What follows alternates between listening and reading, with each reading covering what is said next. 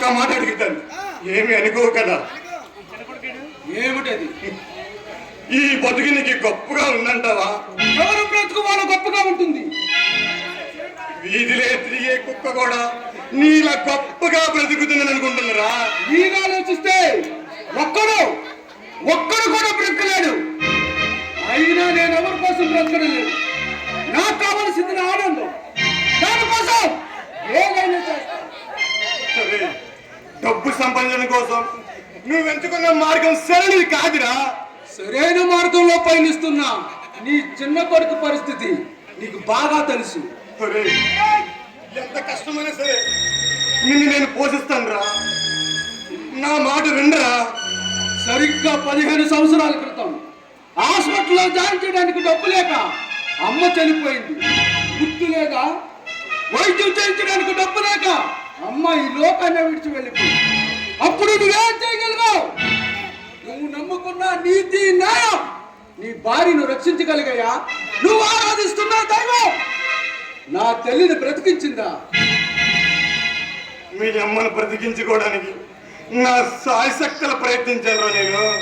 నా భార్య చావు బ్రతుకులో ఉంది. నా భార్యను రక్షించిందని నువ్వు కాళ్ళ మీద పడ్డా కరుణించిన మీ అయ్యగారు నన్న తల్లిని బ్రతికించుకోవడానికి ఓ పసుకంది చేసిన అక్రాదనను అవహేళన చేసిన ఈ లోకం ఈ రోజు నా కోసం ఓట్ల కట్లతో ఎదురు చూస్తుంది. నీ తల్లి బ్రతుకుంటే నిన్ను చూసి గుండె పగిలి చచ్చిపోండదురా. అందుకే అంత దూరం వెళ్ళిపోయింది. నా తల్లిని బ్రతికించండి అడిగితే త్రాగుతున్న విసిగి ముఖం మీద పోసాడు ఒక్కడు. ఒక్కసారి చెయ్యి పట్టుకుంటే చాచి పట్టి కొట్టింది మీ అమ్మ.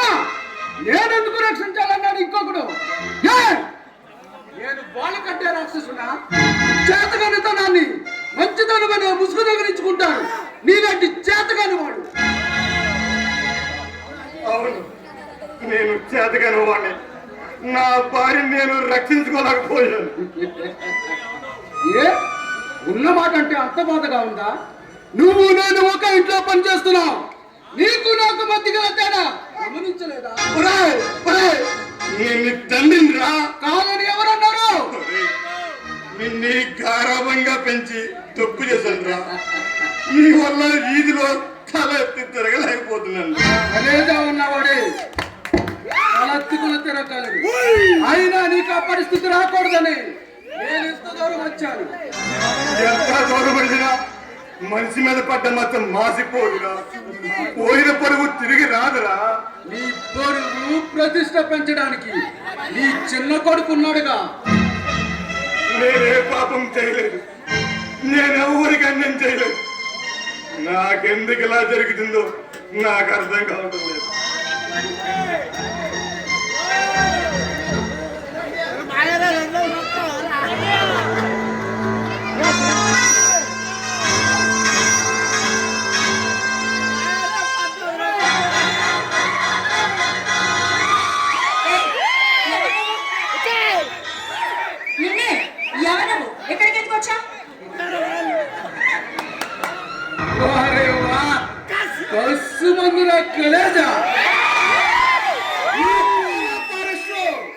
మొట్టమొదటిసారిగా ఎవరు నువ్వు అని అడిగిన ఆడదానికి నువ్వే. నిన్ను ఎక్కడో చూసానే. ఆ గుళ్ళో హత్య చేసింది నువ్వే కదా?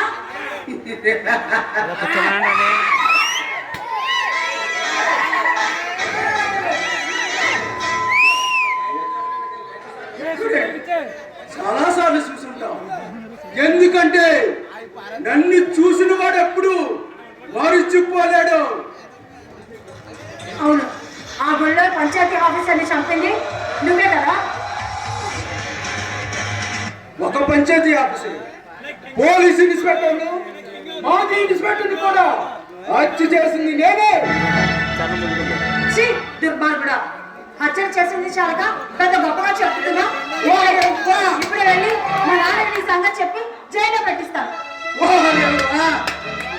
ముందే డ్రామా హత్యను చేయిస్తున్నది కన్న తండ్రి, వేలెత్తి చూపిస్తున్నది కన్న కూతురు.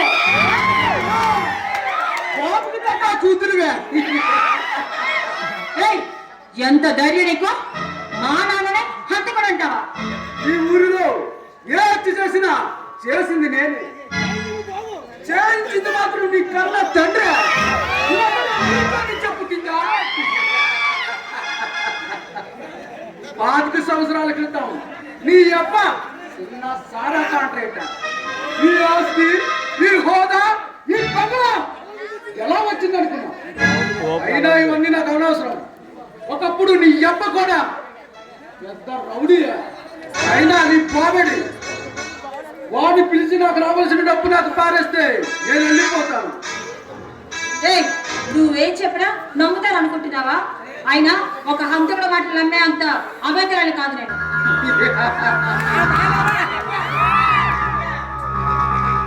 హంతకుడనే మాటకు అర్థం నీకంటే నాకంటే నీ బాబుకు బాగా తెలుసు. నీకేం తెలుసు? సగటి పేదవాడి బ్రతుకు ఎంత నికృష్టమో నా బ్రతుకులు అంత కిరాతకం. నీతో నాకంటే నీ బాబు ఎక్కడో పిలువు. నీకు సమాధానం చెప్పవలసిన అవసరం నాకు లేదు.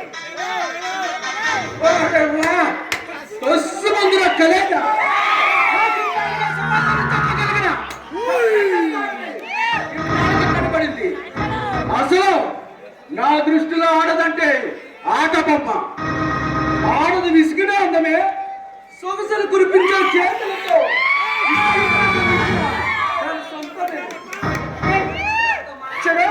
ఎవరితో మాట్లాడుతున్నావా? తెలిసే మాట్లాడుతున్నావా? కత్తి చూస్తే రక్తం కనపడుతుంది, చేతులు సరిస్తే కనక వర్షం కురుస్తుంది, ఏడడుగు పట్టిన చోట మృతంగా వినబడుతుంది. నేను ఎవరితోటైనా ఇలాగే మాట్లాడతాను. ఏంటో చేస్తున్న పని అయ్యగా తెలిస్తే ఎంత గొడవ పడుతుందో తెలుసా? నీకు తెలిసింది కదా నేను వచ్చానని. నీ అయ్యగారితో చెప్పు.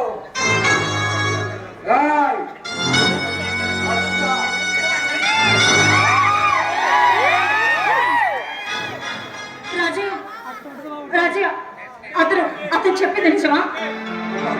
హత్య చేసిన అతనే. నేను చూశాను. అతనికి మా నాన్నకి ఏంటి సంబంధం? అమ్మా, వాడు నా కొడుకమ్మా. ఏంటి? వాడు నీ కొడుకా? అసలు మా నాన్న అతనికి ఎందుకు డబ్బులు ఇవ్వాలి? అతనికి ఇంటికి సంబంధం ఏంటి? అవునమ్మా, ఈ పరిస్థితి రాకూడదని నేను ఎంతో మంది దేవుళ్ళకి మొక్కుకున్నాను. కానీ కన్నా కొడుకు ఒక హంతువుడిగా తయారయ్యడం కఠినశీలలో బ్రతుకుది నేనమ్మా. కానీ ఈ చేతులు తప్పించి నిన్నైనా సంతోషంగా అత్తవారింటికి పంపించాలనుకున్నానమ్మా. కానీ ప్రయోజనం లేకుండా పోయిందమ్మా. అంటే అతను చెప్పినవన్నీ నిజమేనా?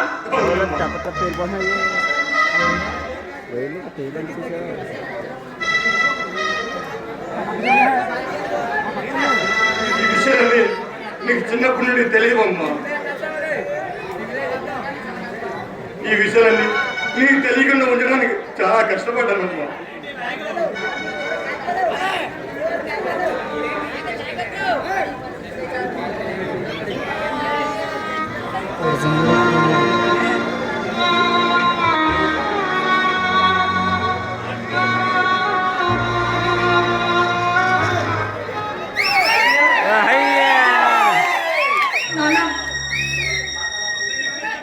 నీతో ఒక విషయం మాట్లాడాలన్నా. నీకు నా దగ్గర దాపడుతుంది ఎందుకు? అంటే మనిషికి డబ్బే ముఖ్యం నాన్న. చెప్పంటే ఎవరికి చేదమ్మా? నీకు తెలియదేముంది? అదే కదా ఈ లోకాన్ని నడిపించేది. అంటే మనిషి జీవితం ఒక డబ్బుతోనే ముడిపడి ఉందా? మనిషి డబ్బులో సుఖపడకపోయినా మనిషి డబ్బు సంపాదించడంలో సుఖపడతాడు. మరి ఈ ఆస్తి ఐశ్వర్యం ఎవరి కోసం? నీకోసమే. ఈ పొలాలు తోటలు ఎవరి కోసం? అవి నీకోసమే. ఈ హత్యలు దోపిడీలు ఎవరి కోసం? సంగీత, ఏ నాన్న? ఏ నాకెలా తెలిసిందని ఆశ్చర్యపోతున్నావా? నిజం నిప్పు లాంటిది నాన్న. అవసరమైతే మనిషిని కాల్ చేస్తుంది. నిజం నిప్పు లాంటిదే కావచ్చు, కానీ నాలాంటి వాడి గుప్పట్లో అది ఎప్పుడు బందీగానే ఉంటుంది. ఇక పాపాలంటావా? అవి చేయకపోతాయి. మీలాంటి వారు బతకలేరు. స్త్రీని దేవతలా పూజించుకున్న వాడే చీకటి పడగానే భార్యను తింటాడు. వ్యభిచారాన్ని ఎక్కిరించిన వాడు చీకటి పడగానే స్వామి కొంపలో దూరుతాడు. మోసాలు, అన్యాయాలు, అక్రమాలు మనిషి జీవితంలో సాధారణమైన విషయాలు. నాన్న కళ్ళ ముందు నువ్వే చేసే నేరాలని ఇంత గొప్పగా చెప్పుకుంటున్నా. మంచి మానవతం. చాలా పాత మాటలమ్మా. డబ్బు దానికోసం ఎన్ని హత్యలైనా ఎన్ని దారుణాలైనా సైతమే నాకు తెలిసినవి. నువ్వెన్ని మాటలన్నా నేను భరిస్తాను. నువ్వేం చేసినా నేనే భరిస్తాను. ఎందుకంటే ఇదే నా ప్రాణం.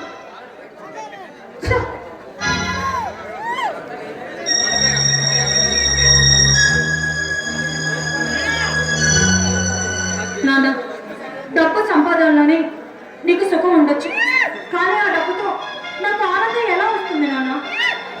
ఎలా వస్తుంది?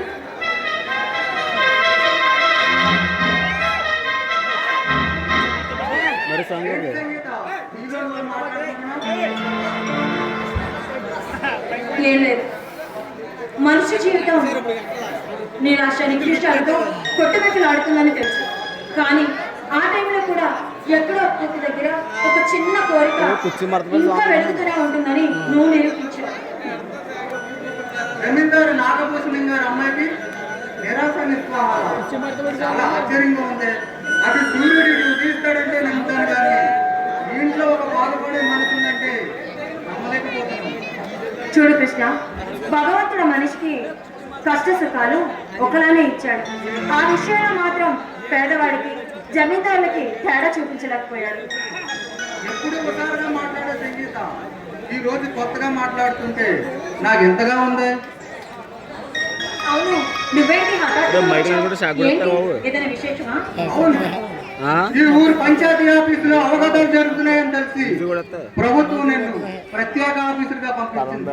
కానీ ప్రెసిడెంట్ మీ నాన్నగారు కావడం వల్ల నాకు ఒక చిన్న సమస్యగా తయారైంది.